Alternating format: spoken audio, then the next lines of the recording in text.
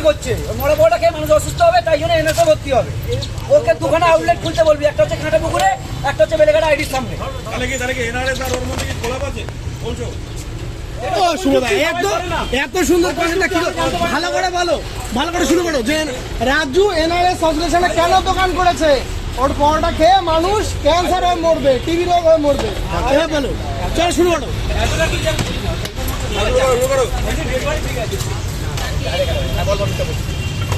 আরে তুমি বলো রাজু পরোটার দোকান কেন খুলেছে অ্যাসোসিয়েশনে, তুমি বলো। আচ্ছা তোরা বল, রাজু কেন এনএসএর সামনে খুলেছে? কেন বল? লোককে সেবা করার জন্য, লোককে সেবা করার জন্য। মানুষ হসপিটালে এসে খেতে পায় না, এই জন্য দেয় পরোটা ফ্রিতে। শুনবি তোরা?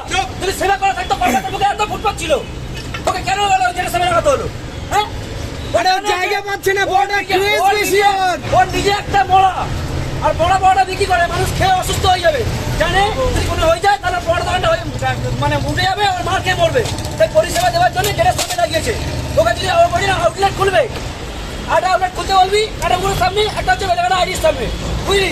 এরপর যদি টাউরি করতে আসিস, সব করে মার খাই বলে দিচ্ছি। তুমি এত ভাট বকছো, আমার তো মনে হচ্ছে রাজুর আগে তোমার ক্যান্সার হবে। আমার ক্যান্সার হবে না রে ভাই, আমার বুকে পাটটা আছে না, তোদের ক্যান্সার ধরিয়ে দেবো আমি, বুঝলি? পুরো বাংলা খাওয়া পাটা নাকি? বাংলা তো যদি খেতাম তাহলে আমি হয়ে যেতাম বাংলা। আমি খাই যা, খেলতে পারবি না, তোদের মানে হজম করতে পারবি না, বুঝলি?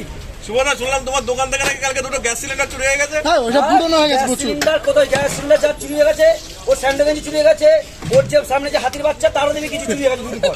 ওর নিজের জিনিস, ওর নিজের নিচে যা জিনিস ওটা চুরি হয়ে গেছে, ওই যে দোকানে হোমো নিয়ে ঘোরেও, ঠিক আছে? নাচ মাছ করে দেখায় দেখছি